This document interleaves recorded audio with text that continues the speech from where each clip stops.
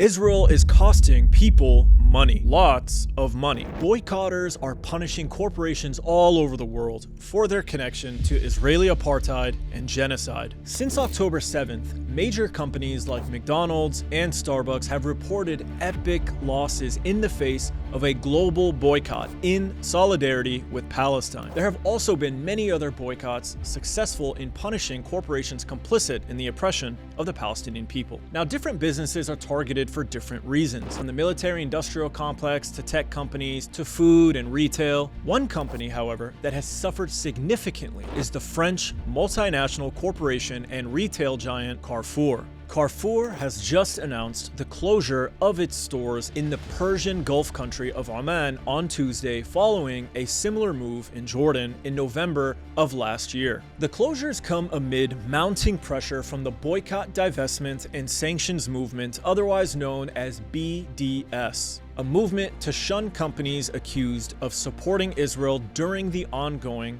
Gaza genocide. The closure comes just 2 months after the closure of all of its branches in Jordan via Instagram. Now, boycotts began shortly after October 7th in 2023 and quickly emptied the stores of customers across the region. The Grand Mufti of Oman, Sheikh Ahmed Al-Khalili, the highest Islamic authority in the country, praised the boycott movement's efforts to target brands associated with Israel. In a statement on X, he highlighted the boycott's support for oppressed Palestinians and resisting occupation, expressing hope that it would help restore Palestinian rights and free occupied lands. He praised Arabs, Muslims, and other nationalities worldwide for their support of the Palestinian cause. But the boycotts aren't just limited to the Middle East. In February of last year, protests erupted at Carrefour stores across France amid allegations that Carrefour provided food to Israeli soldiers during the Gaza genocide. Carrefour isn't just targeted for allegedly feeding genocidal IDF soldiers either. According to the BDS movement's website, Carrefour's business ties with Electra Consumer Products, otherwise known as ECP,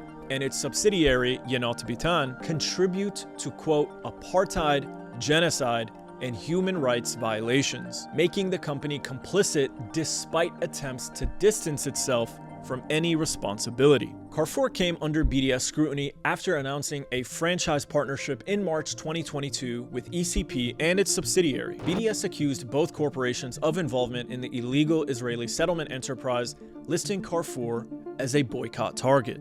Carrefour is essentially the Walmart to France and has stores all across the world, many of which in the Middle East. Carrefour first gained access to the Middle East and the North African region after inking a franchise deal with Majid Al Futtaim Group, an Emirati real estate and retail conglomerate with projects in Asia and Africa. Al Futtaim Group is invested in everything from energy companies to hotels, theme parks, real estate, and of course, retail. Al Futtaim brought Carrefour to the region in 1995 and owns the rights to operate the brand in over 30 countries across the Middle East, Africa, and Asia. Today, Majid Al Futtaim operates over 465 Carrefour stores, serving more than 770,000 customers daily and employing more than 37,000 people. After Carrefour's closure in Jordan due to sustained BDS pressure, the Majid Al Futtaim Group, the partner of the French group Carrefour in most of the Arab region, announces Carrefour will cease operations in Oman as of January 7th,